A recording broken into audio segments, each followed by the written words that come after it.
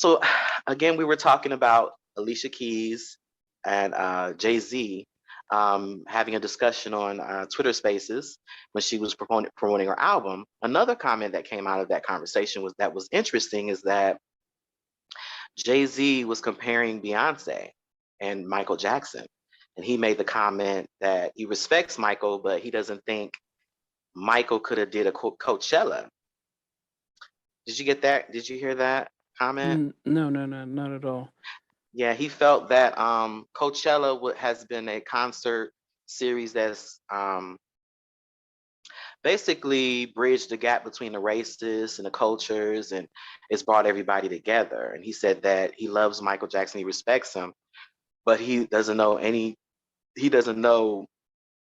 that he's done that could have been on Coachella level, or think that he would have been an artist that could have brought forth a Coachella. I don't know. Like I said, I thought that was an arrogant comment. So I feel like Michael Jackson is Coachella. Like Coachella is Michael what? Is it? Jackson, Is it? It's because I've seen Dre and Snoop and Eminem, and I know it's a it's in concert California. Yeah, series, and it comes out. I don't have much of a background for it. I just know it comes out. A lot of us just watch it on our phone or on the internet when it comes out. It's yeah. just basically a concert. But That's all it is. but Nothing it's out. not. It's like mainly a lot of Nothing white. special. So they have rock people in there, Yeah, but hip we got a hop, lot and of things like that. Like, yeah, okay, yes, it's white hip hop artists. Sorry, it's hip hop artists, rock artists, yeah, R&B artists, all kinds of artists show up on the show, yeah, and all of the audience enjoys all of them, all that, no matter who yeah. they are. We've got something called Glastonbury over here, which is Europe's biggest festival, and um, Adele headlined, Jay-Z has headlined, Hmm. Beyonce, Kanye has headlined, but most of the time it mixes between, you can get Paul McCartney, you can get Oasis, you could Hmm. get Coldplay. So it is something like that where I would say 90% of the audience are white, just they buy the tickets. But then, as I said, Right. if anyone that's big, they can perform. So if when I asked Crazy Bone what was his influence, he says that he's always been influenced by Michael Jackson. In fact, he's Right. still his favorite artist. Heavy D has mentioned it many times. Naughty by Nature. Um, I don't know if there is an arm. And Heavy D mentioned that. Look, people stop pretending like they're hard, but they all respect Michael. Um, I haven't seen him have a concert where people just walk away, whether you're white or black or anything. So, I mean, that if he has said that if his wife could do it and he could do it, but Michael couldn't, I know that one he's completely lost his mind. Michael and Prince could rock any concert, even a heavy metal concert, because people are not with what he has done. Um, Right. and one of the things that actually elevated Jay Z to where he is when because he did a remake, or he did a remake on he did a verse on Michael Jackson's "Rock My World," and then as a favor, he asked Michael to sort of show up during the Summer Jam, Mm. Hot 97 Summer Jam. So Michael shows up, and then all of a sudden Jay Z gets elevated, like, wow, you can bring Michael Jackson to Summer Jam, and that's in Hmm. a way where it almost as if he fed off of that. So he brought Michael to a hip hop summer jam, and the whole place. I mean, if you listen to anyone from Rockefeller, Siegel, and the rest, Freeway talk about, even members of Hot 97 talk about the behind the scenes, like when Michael showed up and how the whole place went hysteric because he showed up. So I almost has short memory where any environment he shows up, he steals the scene, and he has songs that could go across the planet. So, I mean, I've always said that Beyonce is probably one of the finest performers I've seen. Vocally she's Mm. great. Performance she brings to a tour and concert amazing. Um, but she's probably one of the top five that I've seen ever do it. But there is a difference between what a Michael and a Prince do on stage. Um, that can transcend generations, transcend Right. cultures, and transcend races, which no matter how much industry power both of them have, they haven't achieved that, and they can't, and I don't think they can ever achieve that because the industry's changed. It's not like before where you drop thrillers 60, 70 million, 100 million. No one's going to ever sell that many records. No one's going to achieve the worldwide fame that he has, where everyone, Right. parents know him. So, that's, as much as, husband trying to big up his wife, I think you fall short when you put your foot in your mouth and you don't have real facts Right. to back it up. Because I think he gets so much credit for being so smart and smart businessman and just so intelligent and that. But when he said that, I had to take a step back. Like, okay, that right there, that comment really was ill thought out. You shouldn't have said it because I feel like what it's just like if you go back and watch the interview, which I know you haven't had a chance to see all of it.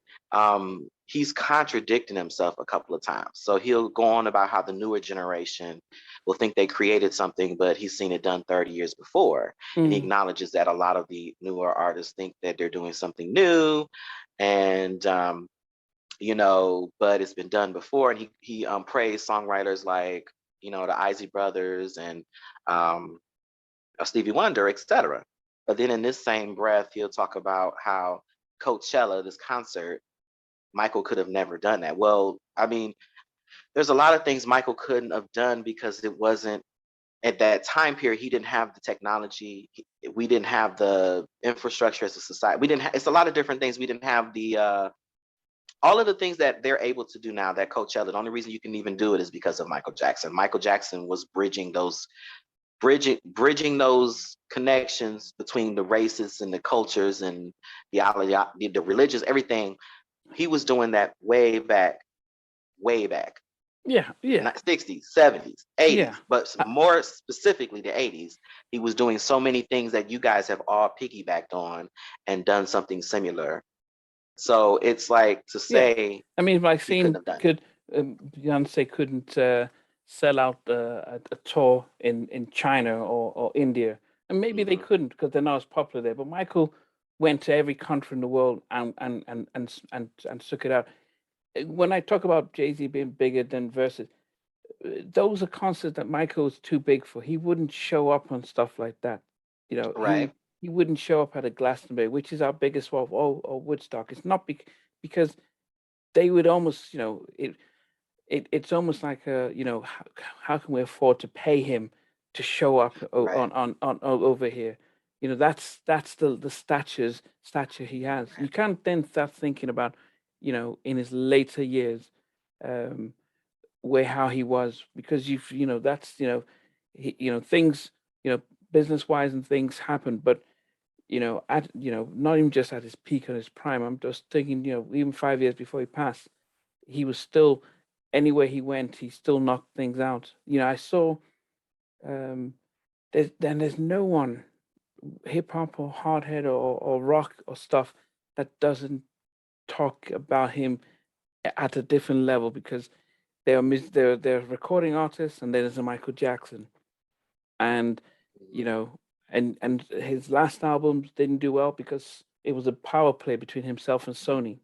That was, and Right. we don't go into conspiracy theory, but that was pretty much the power play that really ended things. So Right. anyway, I've Well, not my listened opinion to about oh, go ahead.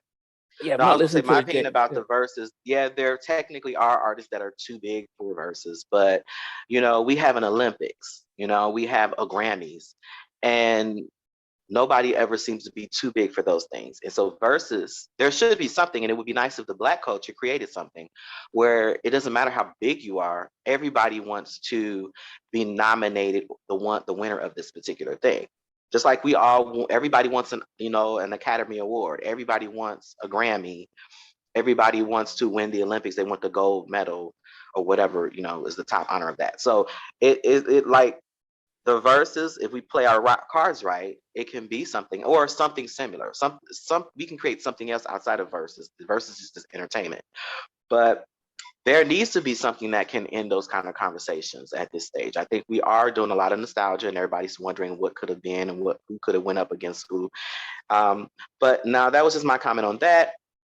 And I think that we are in defending Jay-Z before. You had made some comments about how many records he sold, how many awards, and his wife.